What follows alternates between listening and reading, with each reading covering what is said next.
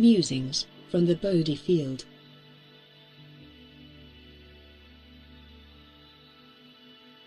Strangers in the night.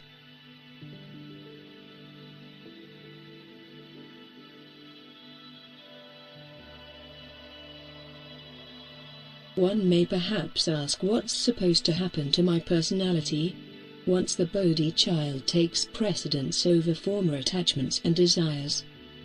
In actuality, nothing is supposed to happen.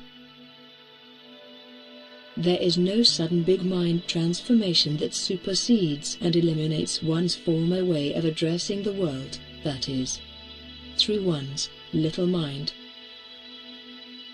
Big versus little is merely another discriminatory attempt to justify the actions of mind's outflows which imaginatively attempt to create something superior over something inferior. But in essence there is nothing to overcome. The only action that is necessary is acceptance. Acceptance of the hardcore realization that your present imagined journey here has been self-inflicted and no imagined one or no imagined anything else is to blame for it. Somehow a choice was made to become dependent origination. In so doing you forfeited your unborn spirit for a wild karmic spin and have become identified with the time-bound apparent form and are now stuck to adhere to karmic and phenomenal laws of cause and effect. Much like a fly finds itself glued to the web of a spider, you now find yourself in the inescapable realm of karma atu. The way out of this mad dream is to shun allegiance to anything other than the essence of suchness, unborn mind, thereby recollecting the pure realm of Dharma atu. But still, how do we walk that tightrope between these two apparent realms? How does one still relate to their samsaric peers?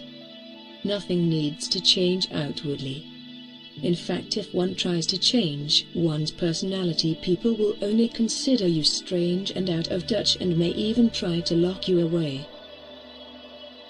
The samsaric peers can only relate to how they know you to be. Yes, our imagined personalities have been formed by those same peers, whether we like to admit this or not. We may have become awakened, but they have not, and they will never be able to dine with you, nor are they able to digest the same Bodhi food. This is where Bodhisattva comes in. As children of the unborn, one needs to cultivate a compassionate spirit with their samsaric peers. That spirit of compassion is another way of manifesting what those peers perceive as love. Yes, as our ongoing cultivation of the Dharmatic unborn will continues, we may be like strangers in the night in a foreign land, but we still need to be able to communicate on many different levels, like good old Vimalakirti, in the sutra of the same name.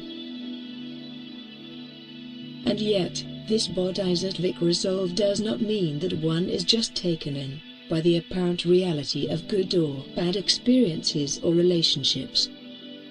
Much like today's passing weather and the fading rainbows in the sky. Indeed, whatever may adventitiously arise in the body consciousness has no real import and still less any reality in light of the Dharma atu.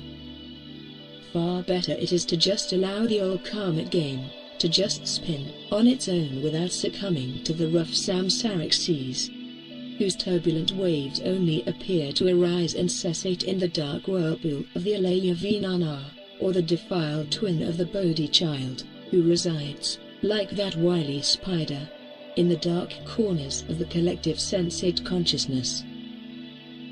Just recollect that there is really nothing to do or undo, but simply release the ungraspable in the sure and certain hope that this may be your last spin, as you await the arrival of the great deathless dawn, whose unborn light will release and reveal no dark stranger,